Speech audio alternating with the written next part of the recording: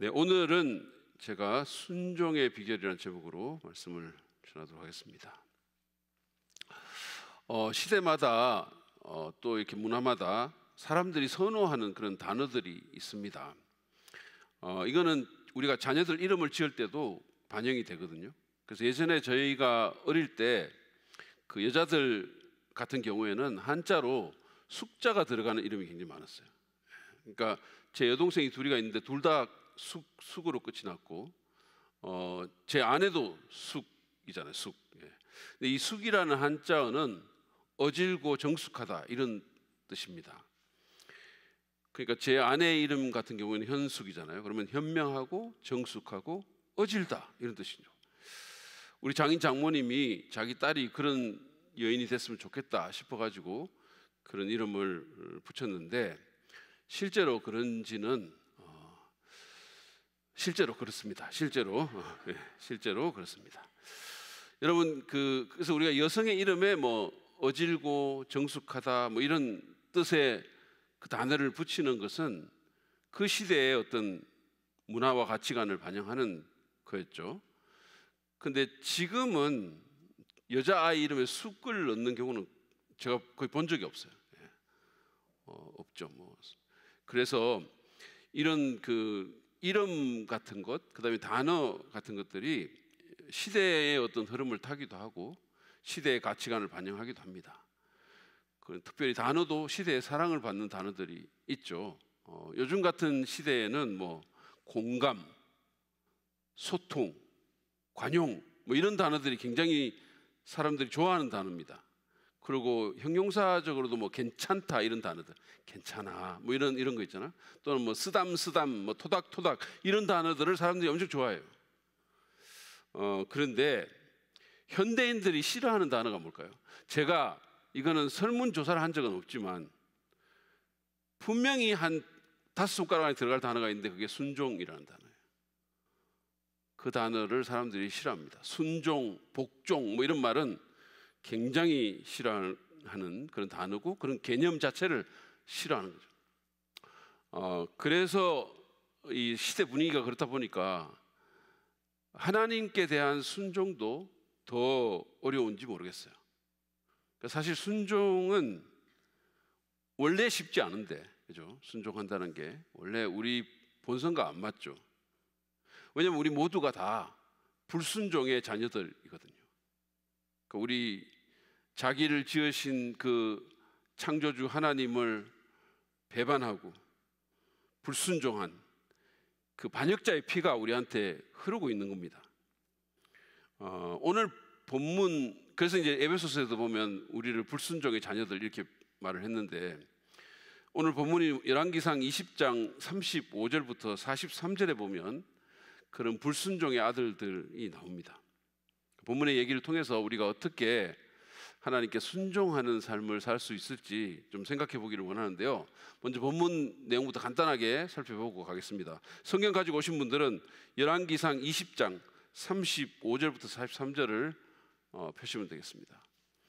열왕기상 20장 35절부터 43절.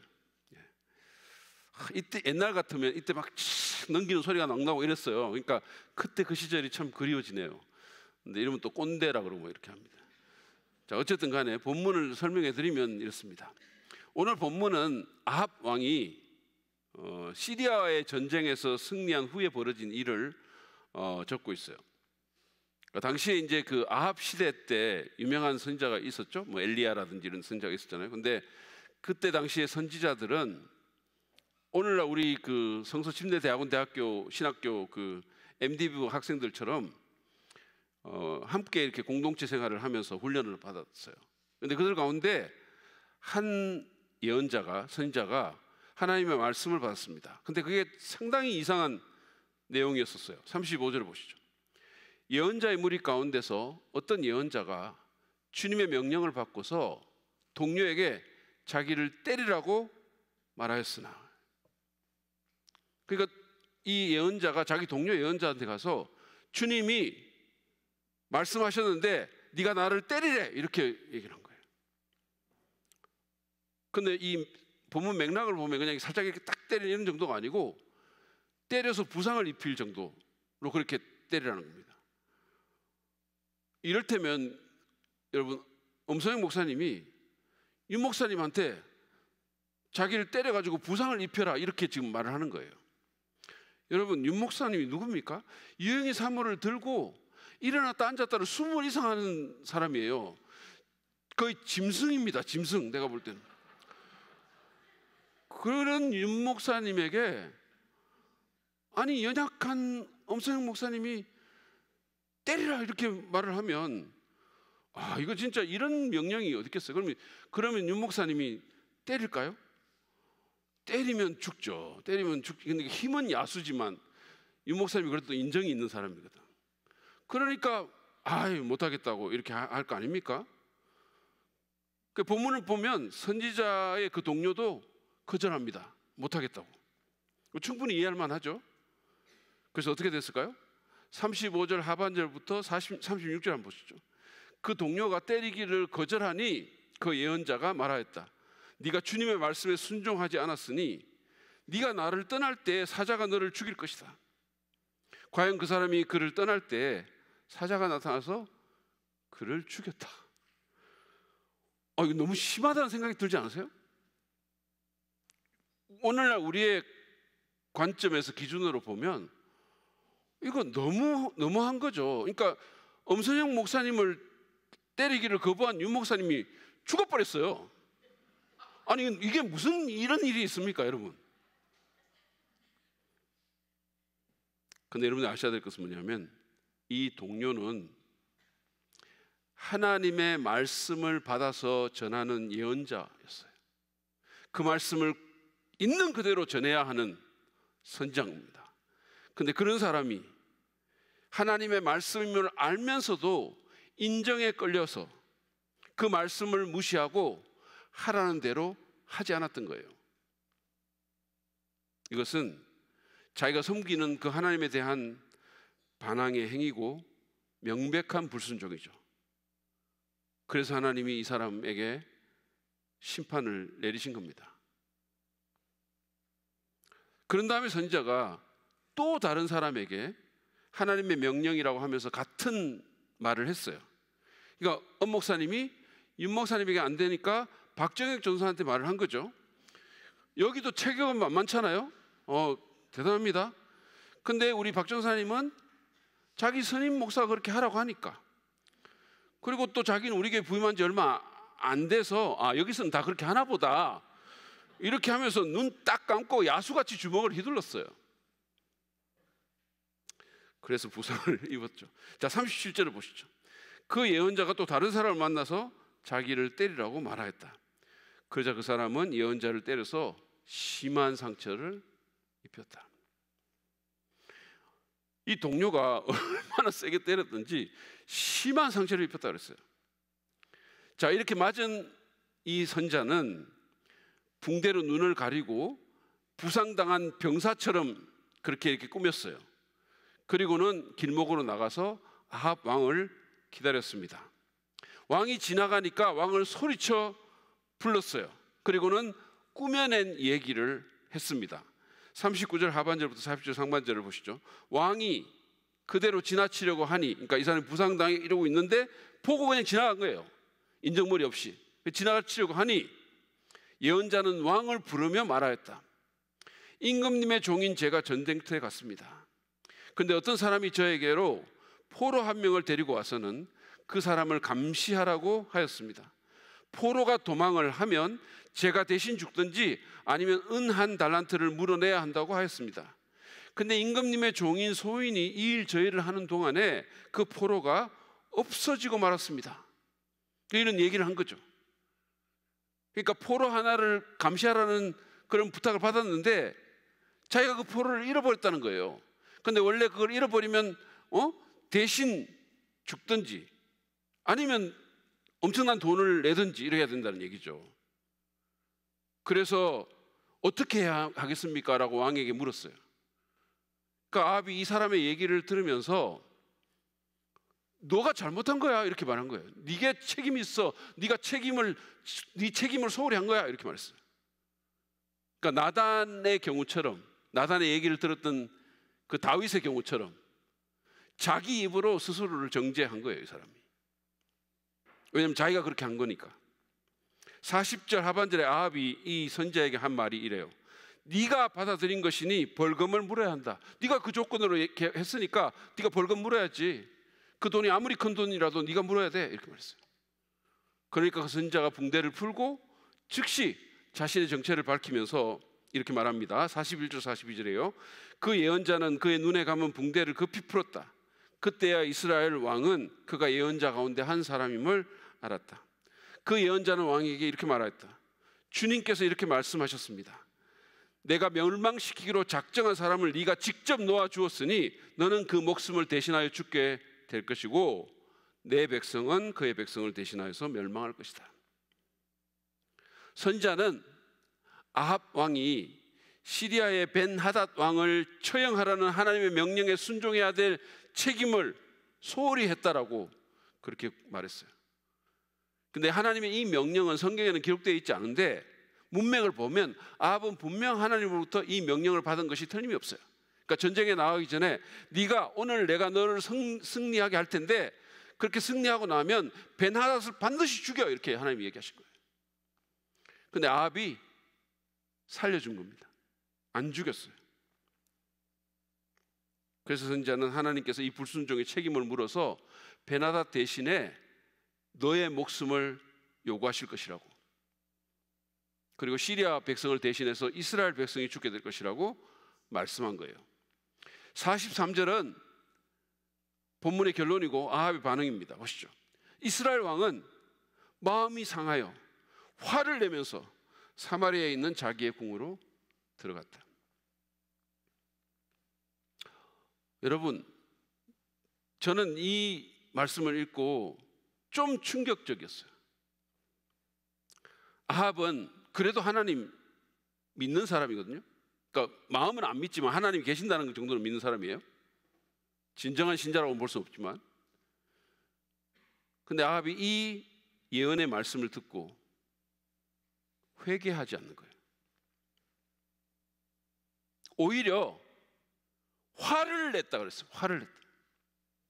근데 앞에서 말씀에 불순종해가지고 사자에 물려 죽은 그 예언자 있잖아요. 그 사람도 자기 잘못에 대한 지적을 받고 회개했다는 그런 말이 없어요. 아합 왕은 얼마나 마음이 강팍했든지 이 하나님의 말씀을 듣고 자기가 잘못했음에도 불구하고 오히려 화를 내면서 씩씩대면서 궁전으로 돌아가 버렸어요. 이것이 오늘 본문의 내용입니다. 이 내용을 통해서 저는 순종의 비결을 여러분과 좀 나누기를 원해요. 먼저는 순종하기 위해서 우리는 불순종에는 대가가 있음을 반드시 기억해야 돼요. 불순종에는 대가가 있습니다. 오늘 본문은 하나님의 말씀에 순종하지 않는 것에는 대가가 있음을 분명히 보여줘요.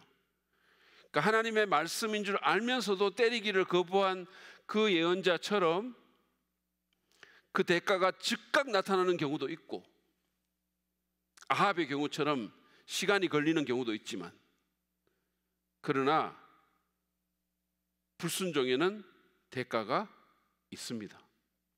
없지 않아요. 마치 아무 일도 없었던 것처럼 지나가지 않는다는 거예요. 무언가가 상하거나 무언가가 죽거나 무언가가 어려워지는 그런 일이 일어난다는 겁니다. 여러분, 하나님은 업신여김을 당하시는 분이 아니세요. 옛날 개혁성경에 보면 하나님을 만홀히 여기지 마라 뭐 이런 말이 나오죠. 하나님을 우습게 여기지 말라는 거예요. 그분은 우리의 순종 여부를 심각하게 여기십니다. 모세오경에 보면 우리 앞에 복과 화, 축복과 저주가 있습니다. 그리고 생명과 사망의 길이 있어요. 근데 그것을 결정하는 것은 바로 우리의 순종 여부입니다.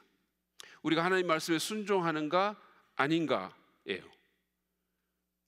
불순종은 화와 이 재앙과 사망의 길로 우리를 인도할 것입니다.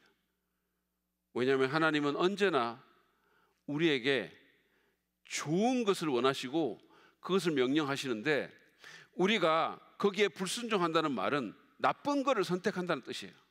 그러니까 하나님의 명령은 언제나 우리를 위한 것이고 우리에게 좋은 것인데, 우리가 반드시 그걸 다 이해할 수는 없지만 그건 좋은 건데, 우리가 그거를 불순종한다는 말은 그 옵션을 선택하지 않는다는 얘기예요. 그럼 우리는 나쁜 것을 선택하는 겁니다. 그러면 우리는 하나님의 말씀에 순종하는 삶을 살도록 주의를 기울여야 돼요. 하나님은 순종이 제사보다 낫다라고 그렇게 말씀하셨어요. 우리의 종교적인 언행이나 아니면 무슨 감정적인 반응이나 아니면 여러 화려한 종교 행위가 아니라 순종이 하나님을 기쁘시게 한다는 거예요. 반면 불순종은 하나님을 슬프게 하고 하나님의 마음을 찢어놓고 하나님을 노하게 합니다. 여러분 한번 생각해 보세요. 어제가 어버이날이었는데, 그죠? 많은 우리 제가 보니까 뭐 이 친구들이 막 자녀에게 받은 봉투 올리고 막 하여튼 뭐 이런 거 막 올렸더라고요. 근데 한번 생각해 보시죠. 자, 여러분의 자녀가 여러분을 무시하고 하는 말마다 듣지 않으면서, 그러면서 케이크 딱 주문해가지고 뭐 하우스 브레드에서 뭐 특제 케이크 주문하고 뭐 이럴 테면, 그러고 노래 부르고 뭐 사진 찍고 봉투 건네주면 좋겠어요? 그런 이벤트 화려하게 하면 좋겠어요? 말은 지지리 안 듣고 하라는 건 절대로 안 하면서 그날 하루는 막 이렇게 해가지고 막 이렇게 하면 좋으시겠어요? 아니면 그건 안 하더라도 부모에게 순종하기를 더 원하지 않겠습니까? 아닌가요? 그래도 봉투가 좋습니까? 여러분, 하나님은 순종이 우리의 모든 화려한 예배나 번드레한 말이나 종교적인 행위보다 더 낫다고 하십니다. 그건 하나님에게도 우리에게도 더 낫다는 뜻이에요. 여러분 기억하십시오. 순종과 불순종에는 그것에 상응하는 대가가 반드시 있습니다. 우리는 종종 이 축복과 생명의 결과를 원하면서 불순종을 선택하는 경우가 있어요. 근데 우리가 알아야 될 것은 선택과 결과는 패키지 딜이라는 거예요. 이게 따로 가는 게 아니라는 겁니다. 선택하면 거기에 따르는 결과가 있는 거예요. A를 선택하면 A-라는 결과가 있고 B를 선택하면 B-라는 결과가 있는 거예요. A를 선택하고 B라는 결과를 얻을 수는 없다는 얘기예요. 불순종을 선택하면서 축복과 생명의 결과를 얻을 수는 없습니다. 여러분, 이제 바캉스 계절이 다가오잖아요. 저를 포함한 많은 사람들은 뱃속에 있는 그 기름을 빼고 날씬한 몸매를 이제 갖기를 원할 겁니다. 성경에도 기름은 여호와께 속한 것이라고 했는데 왜 그거를 내 뱃속에 넣고 있습니까? 자, 그러려면 어떻게 돼요? 운동으로 그 기름을 태워서 주께 올려드리고, 그렇잖아요. 그리고 더 이상의 기름을 축적하지 않도록 덜 먹어야 되는 거예요. 그런데 운동도 안 하고 먹을 거 다 먹으면서 날씬하기를 바란다? 그럴 수는 없다는 겁니다. 왜요? 그것은 패키지 딜이기 때문이에요. 선택에는 결과가 있는 겁니다. 순종과 생명, 불순종과 사망도 마찬가지예요. 여러분 기억하십시오. 순종도 그렇지만 하나님의 말씀에 대한 불순종에는 대가가 따릅니다. 어떤 식으로든 와요. 그것이 우리가 바로 인지할 수도 있고 그렇지 못할 수도 있어요. 즉각적일 수도 있고 오래 갈 수도 있어요. 나중에 나타날 수도 있어요. 내게 바로 올 수도 있고 내 주위의 사람들한테 갈 수도 있어요. 그러나 분명한 사실은 불순종에는 대가가 있다. 그리고 그 대가는 종종 아프고 고통스러운 것입니다. 그 사실을 꼭 기억하고 불순종이 아니라 순종을 선택하는 저와 여러분 되시기를 축복합니다. 두 번째로, 순종하기 위해서 우리는 인간적인 생각을 넘어서야 됩니다. 인간적인 생각을 넘어서야 돼요. 본문에 나오는 선지자의 첫 번째 친구, 동료는 인정에 이끌려서 불순종을 했죠. 어떻게 자기 친구의 얼굴을 상처가 나도록 때리겠습니까? 그건 하나님이 말씀하셔도 나는 못하겠다 이런 거잖아요. 너무 비인간적이고 야만적인 명령이다라고 생각한 거죠. 아합 왕의 경우는 외교적인 판단에 근거해서 불순종을 했습니다. 그는 벤하닷에게 관용을 베풀어서 그를 살려주고 그와 손을 잡고 아수르에 대항할 수 있으리라고 생각했던 거예요. 그러니까 하나님 말씀처럼 그를 죽이는 것보다는 살려두는 것이 이스라엘에게 더 득이 될 것이라고 그렇게 생각했던 거죠. 두 사람 다 자기 생각으로 하나님의 말씀을 거부한 거예요. 내 판단으로, 내 생각으로, 내 이익에 따라 하나님 말씀을 거부한 겁니다. 우리도 마찬가지죠. 우리가 순종하지 못하는 것은 종종 자기 생각이, 인간적인 생각이 하나님의 말씀을 누르기 때문이에요. 진짜 한 줌도 안 되는 그 얄팍한 생각, 그걸로 온 우주보다 강대하신 하나님의 말씀을 판단하고 눌러버리는 거예요.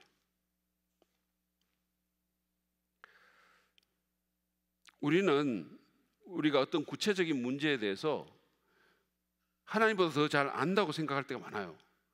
제가 불광도 교회에 있을 때 일인데, 그때 이제 그 교회 강사로 온 한 미국 목사님을 이제 만났어요. 김우생 목사님께서 저를 그분에게 우리 신학교 교수님이라고 이렇게 소개를 했어요. 그러니까 그분이 제게 당신 신학교에도 교수보다 더 잘 안다고 생각하는 학생이 분명히 있지 이러더라고. 조크를 한 거죠, 말하자면. 근데 신학교에는 실제로 그런 학생들이 있어요. 많지는 않지만 있어요. 제 후배 교수 중에 한 사람은 그런 학생 때문에 열받아서 수업 중간에 나가기도 했어요. 교실 뛰쳐나갔어요.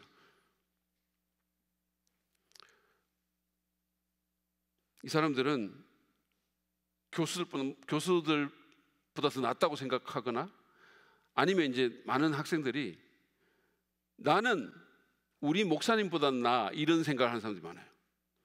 내가 하면 더 잘할 수 있어요, 이런 생각을 하는 사람도 있어요. 오죽하면은요, 많은 목사님들이 제일 서기 어려워하는 강단이 신학교 채플 강단이에요. 설교 딱 들으면서 채점하는 거죠. 에이, 서론이 흥미롭지 않아, 밋밋하네, 뭐 이러는 거예요. 아이, 그 구절은 해석 잘못했어, 서기가 아이 히브리어로는 그런 게 아닌데 뭐 이러고 막 이래요. 저거는 강해 설교가 아니야, 뭐 이런 식으로 평가하기도. 이런 인간들은 담임 목회해가지고 죽도록 고생해 봐야 돼요. 근데 여러분, 교수나 목사 정도가 아닙니다. 하나님보다 더 잘 안다고 생각하는 신자들이 있어요. 에이, 설마 그러시죠? 근데 있어요. 우리는 하나님은 전지전능하시다라고 입술로는 고백을 합니다. 근데 실제로 하나님이 내 이 현실을 알까? 라고 의문을 표할 때가 많아요. 이거를 하나님이 진짜 알까? 이 송부동 여기서 벌어지고 있는 이 자질구레한 이 인생의 현실을 주님이 아실까? 생존 경쟁에 처절히 내몰리는 내 회사 그 사정을 주님이 아실까? 영혼이 있는지 의심스러운 내 남편의 만행을 주님이 아실까? 사람이 아닌 것 같은 사춘기를 키우는 내 고통을 하나님이 어떻게 아냐고. 어떻게 아냐고. 하나님이야 무슨 공자 말씀 같은 말씀만 하시면 되지만 그런 말씀이 내 현실에 맞냐고 그렇게 생각할 때가 있죠. 그래서 그 말씀대로 하면 안 된다고 생각을 해요. 이건 너무 구시대적이거나 또는 손해를 볼 수밖에 없는 바보 같은 지침이라고 생각합니다. 그래서 내 머리를 굴리고 내 판단을 앞세우는 거예요. 다행히도 하나님의 말씀이 내 생각과 맞으면 또는 그 말씀이 내 이익을 침해하지 않으면 순종할 수 있어요. 근데 그렇지 않으면 불순종하는 겁니다. 근데 여러분, 이런 경우는 설사 순종한다 하더라도 이게 내 생각이 기준이지 말씀이 기준이 되는 게 아니에요. 내 생각을 갖고 내가 판단하는 거예요. 그래서 이게 내가 순종할 만하면 하고 그렇지 않다고 생각하면 안 하고.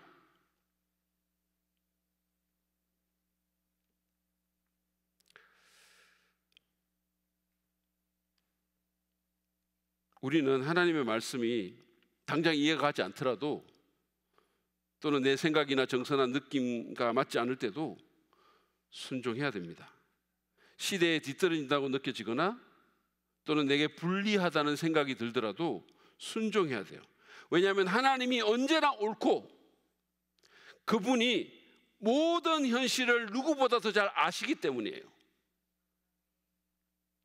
전지하시잖아요. 우리가 신앙으로 고백하는 것처럼 송무동 이 방구석에서 벌어지는 이 정말 이런 자질구레한 또는 이런 어떤 찌질한 일을 주님 아십니다. 다 아세요. 모르시잖아요. 그리고 더더욱 그분은 나보다 내가 더 잘 되기를 원하시고 그 방법을 나보다 더 잘 알고 계세요. 기억하십시오. 그분이 우리에게 어떤 명령을 하셨으면 거기에는 합당한 이유가 있는 겁니다. 우리가 설사 이해 못한다 하더라도, 당장 눈에 뭐가 안 보인다 하더라도.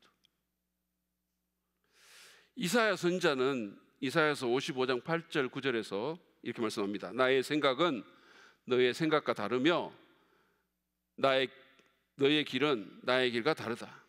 하늘이 땅보다 높듯이 나의 길은 너의 길보다 높으며 나의 생각은 너의 생각보다 높다. 하늘이 땅보다 높듯이. 그렇습니다. 하나님의 생각은 우리 생각보다 높습니다. 때로 우리가 이해하지 못할지라도, 때로 시대의 조류와 맞지 않더라도, 때로 이것이 내게 상당한 불이익을 가져다 줄 것처럼 느껴지더라도 우리는 순종해야 됩니다. 그것이 우리에게 가장 좋은 결과를 가져다 줌을 우리는 믿어야 돼요. 이것이 옳고 유익한 하나님의 말씀임을 언제나 확신하고 순종하는 우리가 되기를 바랍니다. 마지막으로 오늘 본문은 우리가 일관되게 순종하는 것이 진짜 순종이라는 것을 가르쳐줘요. 일관되게 순종해야 됩니다. 오늘 본문 20장 13절부터 15절을 보면 알 수 있지만 아합은 전쟁이 시작될 때는 선지자를 통한 하나님 말씀에 순종해요. 하나님은 그에게 시리아 군대에 엄청난 규모의 쫄지 말라고, 내가 너에게 승리를 줄 테니까 진 앞에 서서 전쟁을 총지휘하라고 그렇게 명령하셨어요. 내가 승리하게 해준다. 지금 눈에 보이는 저 사람들의 숫자가 아무리 많더라도 내가 이기게 해줄 테니까 너는 사나이답게 왕답게 맨 앞에 서서 총지휘를 해라 그랬어요. 그래서 그는 그 명령에 순종합니다.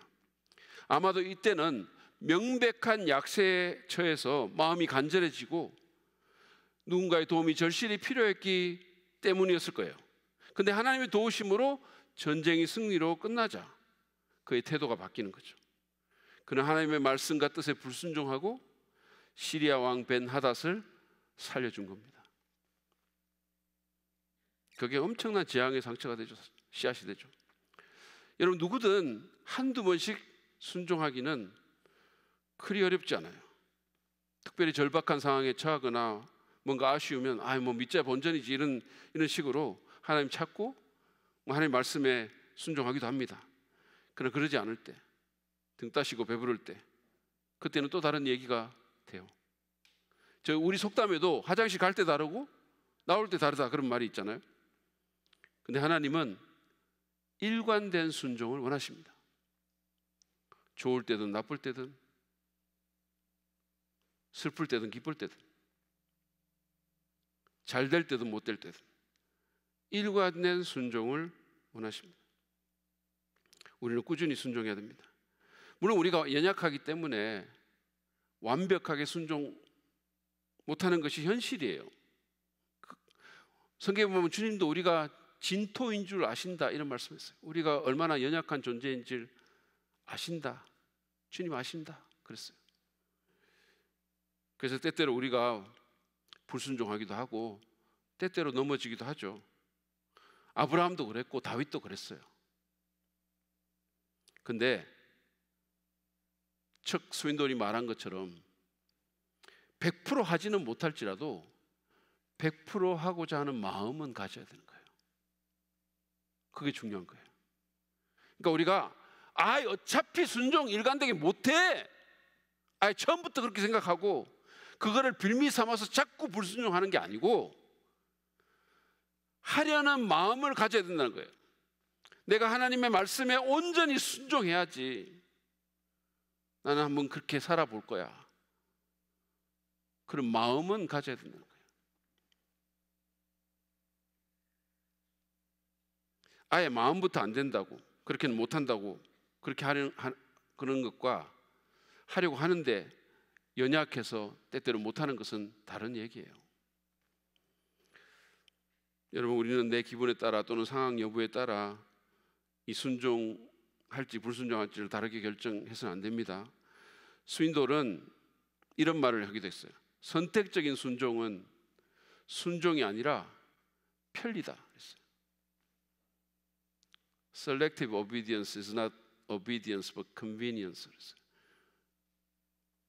이게 약간 라임이 있죠.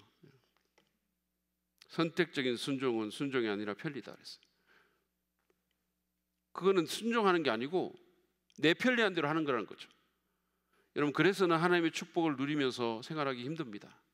일관된 순종이 필요합니다. 신앙생활은 마라톤이지 단거리가 아니죠. 유진 피터슨은 Long Obedience in the Same Direction 이라는 책을 썼는데요, 번역하자면 한 방향으로의 오랜 순종이라는 뜻이에요. 한 방향으로의 오랜 순종. 제가 김우생 목사님의 목회 50주년을 기념해서 출간된 그분의 정기가 있거든요. 은혜는 강물처럼이라는 책에 추천사를 쓰면서 이 말을 썼어요. 김우생 목사님의 말로 한 방향으로 오랜 순종을 하신 분이라고. 20대 때 개척을 해가지고 80대 때까지, 돌아가실 때까지 한 교회에서 담임 목회를 64년 하셨어요. 근데 여러분, 다른 거 다 떠나서 일관성 하나만은 정말로 대단한 거예요. 존경하지 않을 수가 없는 거예요. 목회가 쉬운 일이 아니잖아요. 그렇죠? 쉬운 일 아니에요. 이 정신적인 스트레스가 얼마나 많으며 얼마나 많은 일들이 일어납니까? 외국의 한 동물원에서 코끼리 사육사가 자기 코끼리를 울리는 사람에게는 상을 주겠다고 했어요. 여러 사람이 나와가지고 별짓을 다 해도 코끼리가 아무런 반응을 하지 않았어요. 근데 지나가는 한 한국 남자가, 중년 남자가 코끼리의 귀에다 대고 뭘 속삭이니까 코끼리가 우는 거예요.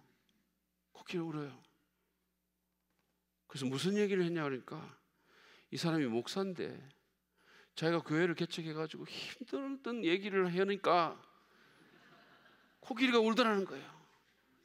믿거나 말거나. 목회가 그만큼 어렵다는 거죠.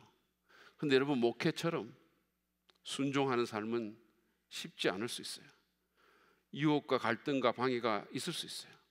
그럼에도 축복의 열매를 거두려면 우리에게는 일관된 순종이 필요합니다. 여러분 기억하세요. 믿음과 순종은 평생에 걸쳐 진행되는 과정이지 이벤트가 아닙니다. 오늘의 대단한 순종이 내일의 순종을 개런티하지도 않아요. 우리가 매일 주님의 음성을 듣고 그때마다 성령의 도우심 가운데 겸손히 순종해야 됩니다. 하나님은 일관된 사람을 평강으로 지켜주신다고 말씀하셨어요. 심지가 굳은 사람, 옛날 개혁성경은 그랬죠. 한두 번의 순종에 자만하지 말고 방심하지도 말고 우리의 상황이 좋든 나쁘든 우리가 하나님의 명령을 이해하든 말든 계속해서 꾸준히 순종하는 우리가 되도록 합시다. 그럴 때 예수 닮는 인격이 형성되고 하나님께 쓰임받고 참된 축복을 경험하고 최선의 삶을 살 수 있게 될 것입니다. 오늘 우리는 말씀을 통해서 불순종에는 대가가 따른다는 사실과 참된 순종은 인간적인 생각을 넘어야 한다는 것, 그리고 일관되게 순종하는 것이 중요하다는 사실을 배웠습니다. 여러분은 어떻습니까? 하나님 말씀에 순종하시나요? 마지막으로 순종한 것이 언제입니까? 어떤 말씀에 구체적으로 순종하셨어요? 그냥 내 생각대로 하지 않고 아무 생각 없이 살지 않고 하나님 말씀을 순간순간 의식하면서 그 말씀대로 사셨습니까? 말씀이 아내를 사랑하라고 하니까, 말씀이 남편을 존경하라고 하니까 그 말씀 때문에 그렇게 하신 적이 있습니까? 아니면 내 감정대로 상황이 흐르는 대로 하셨습니까? 말씀이 예배를 최우선순위로 두라고 하니까 그 말씀에 순종해서 예배 드렸습니까? 아니면 그냥 타성에 젖어서 그냥 예배에 나와서 앉아있기만 하거나 내 생각대로 내 스케줄에 맞춰서 할 만하면 하고 안 할 만하면 안 했습니까? 말씀이 부모를 공경하라고 하니까 공경하고 자녀를 주님의 훈계로 교육하라고 하니까 시간을 내서 그렇게 합니까? 아니면 내 감정과 상황대로 그들을 대합니까? 말씀이 죽게 하듯 일하라고 하니까 회사에서 성실함과 탁월함으로 일하셨습니까? 아니면 그냥 요령껏 눈치껏 하셨습니까? 말씀이 거짓말하지 않고 정직하라고 하니까 손해가 되더라도 진실을 말했습니까? 아니면 내 이익에 따라 이렇게도 하고 저렇게도 했습니까? 여러분, 주님은 순종을 기대하시고 요구하십니다. 우리의 순종을 무엇보다 기뻐하십니다. 왜냐하면 그것이 하나님을 하나님으로 대하는 것이고 그게 우리의 최선이기 때문이에요. 그래서 순종하라고 계속 말씀하시는 겁니다. 여호수아에게 말씀하시는 것처럼 순종하면 우리의 삶이 형통케 될 것이고 광야의 이스라엘 자손에게 약속하신 것처럼 순종하면 들어가도 나가도 복을 받게 되는 것입니다. 순종하면 우리는 제사장 나라가 되고 거룩한 민족으로 하나님께 쓰임받게 될 것입니다. 순종하면 우리의 가정이 믿음의 가정으로 든든히 세워지고 우리의 자녀들도 믿음의 사람이 될 것입니다. 순종하면 우리 교회도 더 교회다운 교회가 되고 건강한 성장을 계속하고 하나님 나라의 확장이 더 크게 쓰임받을 수 있게 될 것입니다. 그러므로 주의 말씀에 순종하는 성도, 순종하는 가정, 순종하는 교회가 되도록 기도합시다. 순종이 제사보다 낫다는 사실을 언제나 기억하면서 그렇게 합시다. 그래서 순종의 열매를 풍성히 누리는 저와 여러분 되시기를 주의 이름으로 축복합니다. 우리 이 시간에 좀 찬송하면서 주님 앞에 나아갈 때 함께 찬송하실 때 주님 말씀하시면 내가 나아가리다 찬송하겠습니다.